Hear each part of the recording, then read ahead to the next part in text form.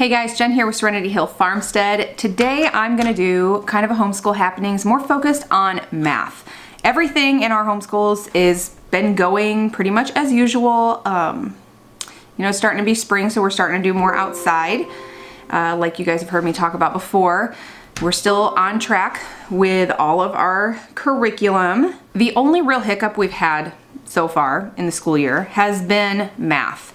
You guys know, if you've been following for any length of time, that we use teaching textbooks for our kids basically as soon as it's available, which is level 3, grade 3, on up through high school. Teaching textbook came out with a 4.0, so in this video I'm going to do a review for you on what I think about the new teaching textbooks 4.0.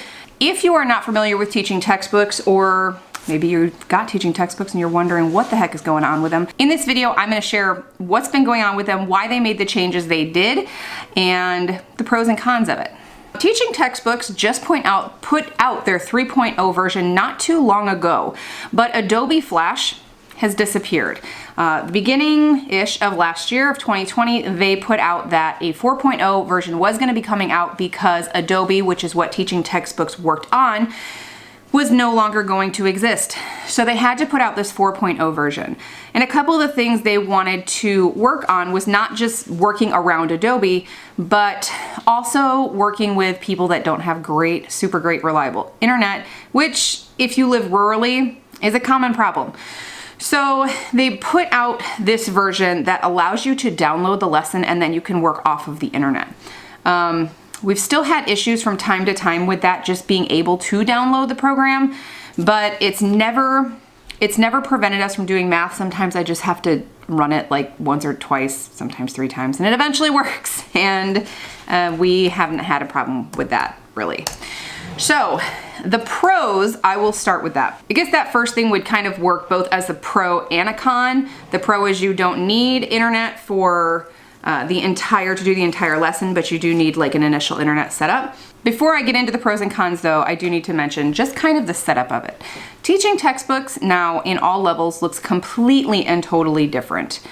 The screen, the backgrounds, there's so many different things. And I'm gonna get into my son's lesson here just to kind of show you the setup and what it looks like as soon as this loads.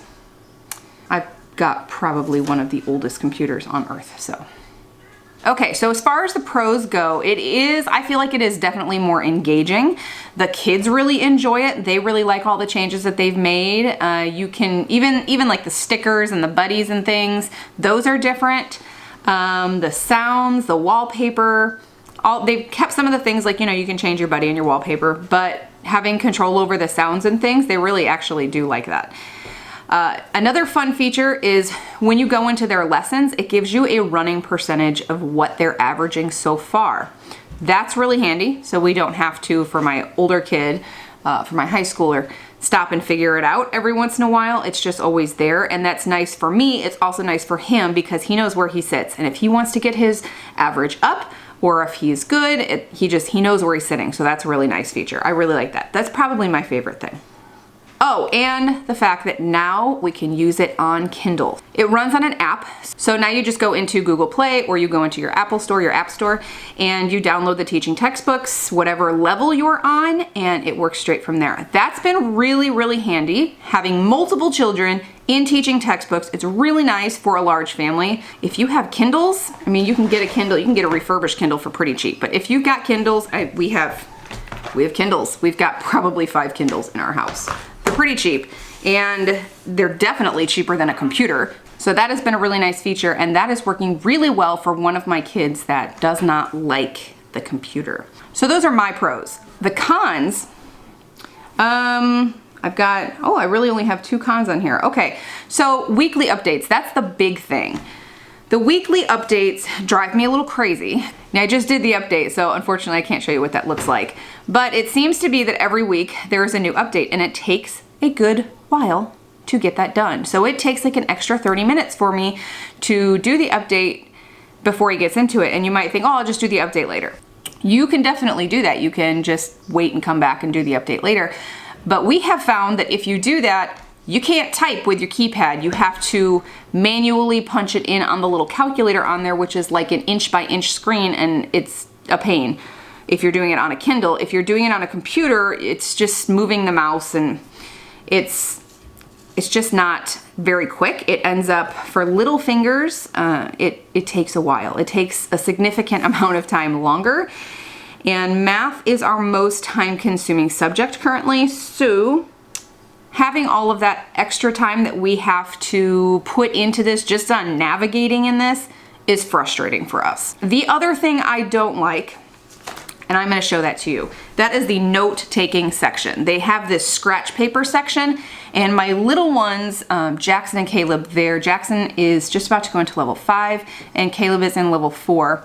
Wyatt is in geometry. He's a sophomore, and that is where he likes to do things instead of writing them down.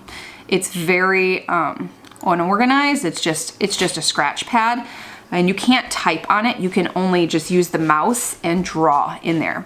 So it's sloppy because it doesn't line things up unless you've got a kid that's nice and neat, but I do not. So let me set this up and I will show you what this app looks like. All right, so here is the apps, the way it looks on the computer, and you just go into your app store and download whatever you're on. We've got the Math 4 there, and up here we've got the geometry one. Okay, so this one I haven't done the update on. You can see it says update available up here in the corner. I'm not gonna do that right now. It's super easy to do an update. It's just, like I said, it's just time consuming, and you can see how it's laid out now. So you've got your ebook that you could access before, work on a lesson, your grade book, your hint, sound settings, your sticker book, and every time they unlock things, every time they go through a few lessons, it unlocks new stickers and wallpapers. And this is what it looks like now. It's like flipping through a book, and you turn the pages and you can see what you've done, and you can skip ahead and you can see what's coming ahead. But I'm gonna go into a lesson. That's how it downloads, and then you can work on it without internet after it does this. Okay. This problem, you need to subtract $96.28 minus 7. Okay. So up here you can go into controls, and you can go to your scratch pad. And then you get, I don't even know if you can see it real well on the camera, but you can get this like grid paper thing. And you can't see, I'm typing, you can't type. You have to do like one of these deals where you're like, oh, no, it's not even letting me do it. Okay, well, the reason it's not letting me do it is because I haven't done the update. When the update is done, you have to kind of click and drag with the mouse and just kind of draw, and it's very sloppy. So that is pretty much the gist of the new teaching textbooks update, the 4.0. The pros still for me far outweigh the cons. We're gonna keep going with teaching textbooks. I am insured though, I am told by my social media contact that the issues that they have, this is a new program that they had to kind of do on a time limit. They really had to throw something together right after they finished getting out the 3.0, and they're still working out a few of the bugs. Oh, the one thing I did not mention in the cons list, if you have a Chromebook, you need to make sure that your Chromebook is compatible with their update. Not all Chromebooks can accept this new app. So if you are interested in the new teaching textbooks 4.0, if you are not using it already, I put a link in the description box below so that you guys can check it out. If you have any questions that are not answered by what's on the website, you can go ahead and call the number, which I'll also link below there for you guys, and you can ask them questions. Their customer service is by far the best homeschool curriculum customer service I've ever had to interact with in all of our 10 years of homeschooling across all the curriculums we've used. So they're fantastic, they're very knowledgeable, and if by some chance you get someone that is not sure, they will find out for you and they will get back to you. They're great. So that is going to be our Homeschool Happening update for March. Not really a whole lot else happening. March is end of winter, beginning of spring. We're getting into it. We've got a very, very warm end of winter. I really hope it sticks. So we're gonna be doing a whole lot more outdoor homestead kind of homeschooling per our norm. So if you guys did enjoy this video, make sure you give it a thumbs up. It tells YouTube to share our videos, that you guys like them and you want to see more of them. And if you haven't hit the subscribe button, make sure you do that, as well as the notification bell so you can get notified when we put out more videos, and we'll see you in the next one. Bye.